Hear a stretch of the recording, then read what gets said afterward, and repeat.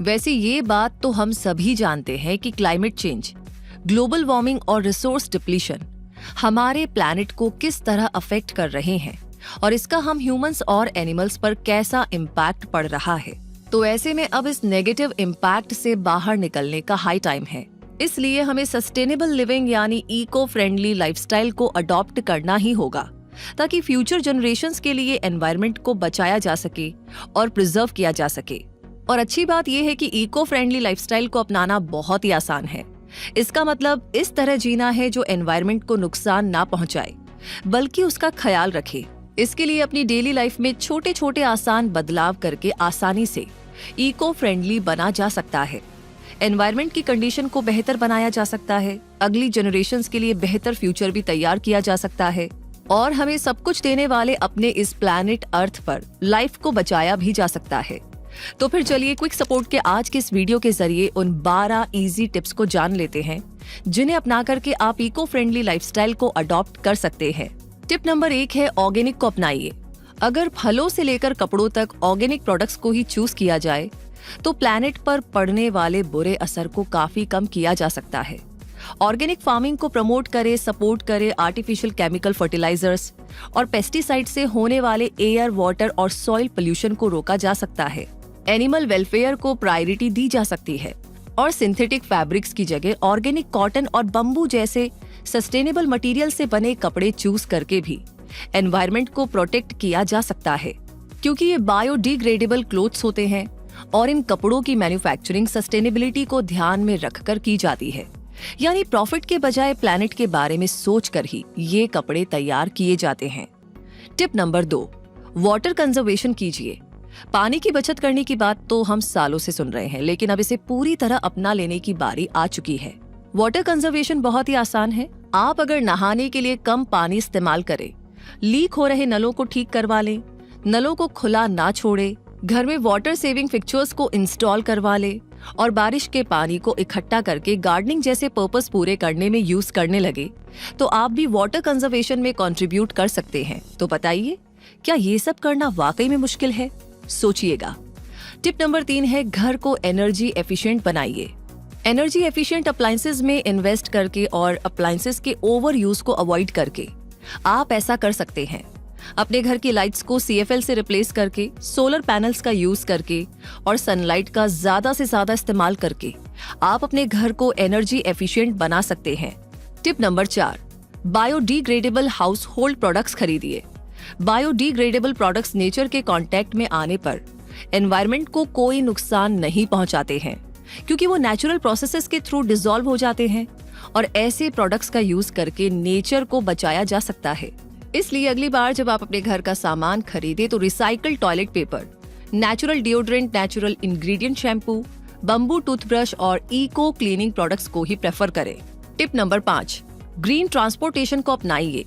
Green transportation environment पर कोई भी नेगेटिव इम्पैक्ट नहीं डालता है, क्योंकि इससे कार्बन फुटप्रिंट रिड्यूस होता है, किसी तरह का एयर पोल्यूशन और नॉइस पोल्यूशन नहीं होता है और इस इको फ्रेंडली ट्रांसपोर्टेशन ऑप्शन को अपनाना काफी आसान है।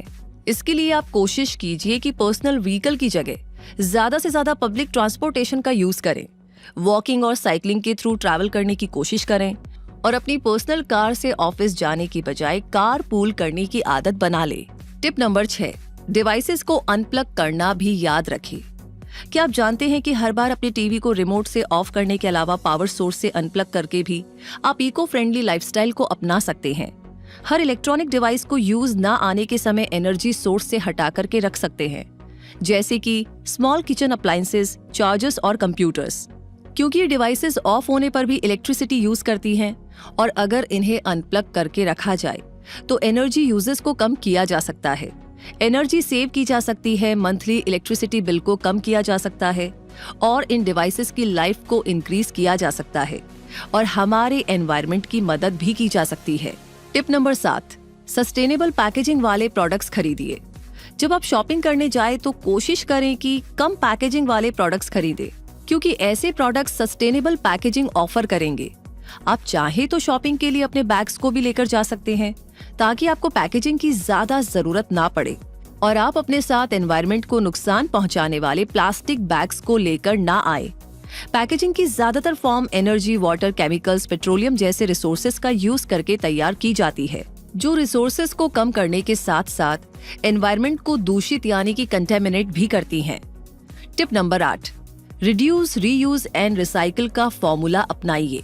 प्लास्टिक के यूज को रिड्यूस कीजिए और हो सके तो सिंगल यूज प्लास्टिक को ज्यादा से ज्यादा अवॉइड करिए, क्योंकि इसे डीकंपोज होने में मिलियन सालों लग जाते हैं और ये एनवायरनमेंट और हमारी लाइफ पर बहुत ही बुरा असर डालता है। इसलिए इसकी जगह रीयूजेबल बैग्स का यूज करना शुरू करिए। Towels, shopping bags, razors, cups, diapers, batteries और कॉफी फिल्टर्स जैसे हर डिस्पोजेबल प्रोडक्ट को रीयूजेबल प्रोडक्ट से रिप्लेस करने की कोशिश करिए और ऐसे प्रोडक्ट्स खरीदिए जो रिसाइकल्ड मटेरियल से बने हो या जिन्हें रिसाइकिल किया जा सकता हो। Tip number 9, minimalism अपनाइए।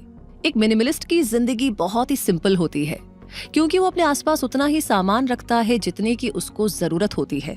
मिनिमलिस्ट बनकर के ना केवल आप अपनी फिजिकल और मेंटल हेल्थ में सुधार कर सकते हैं, बल्कि एनवायरनमेंट को सपोर्ट भी कर सकते हैं, क्योंकि मिनिमलिज्म को अपना करके आप कपड़े, खाना और ऐसे अदर आइटम्स पर कम खर्चा करेंगे, कम शॉपिंग करेंगे, यानी वेस्ट भी कम ही होगा। आप ज्यादा चीजों का यूज करने के बजाय रिसाइकल ज्यादा करेंगे और ऐसा करते हुए आप इको फ्रेंडली लाइफस्टाइल को अपनाते चले जाएंगे। टिप नंबर 10, पेपर का यूज कम करिए।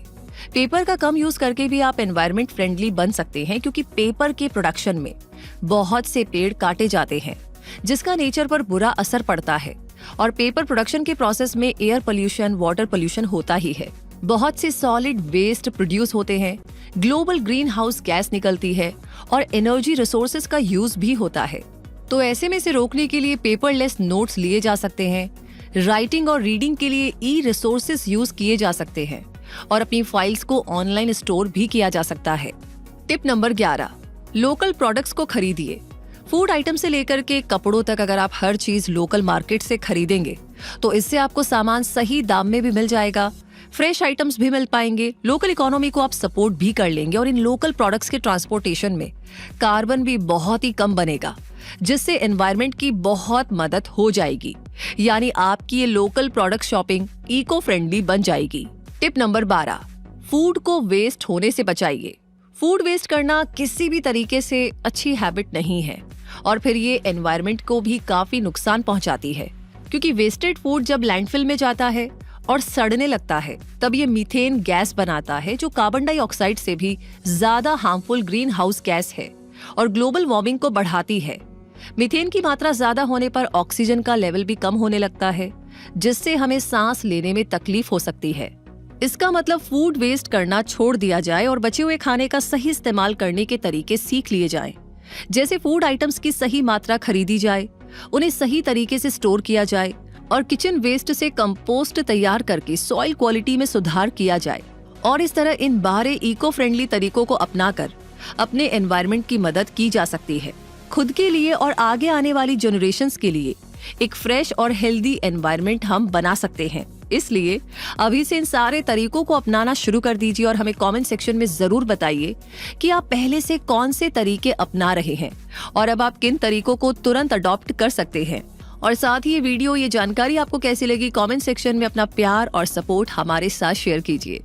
लाइक ऑलरेडी कर दिया है तो फिर इसे बाकी लोगों के साथ शेयर करें और साथ ही साथ कोई भी आपका सवाल है वो हमें लिख भेजिए। बाकी सब्सक्राइब नहीं किया है तो लगे हाथ ये काम भी कर लीजिए, बेल आइकन प्रेस कर दीजिए ताकि ऐसे वीडियोस के नोटिफिकेशन आपको हमेशा मिलते रहे। रूबी आपसे मिलेगी और ऐसी जानकारियों के साथ, तब तक के लिए धन्यवाद।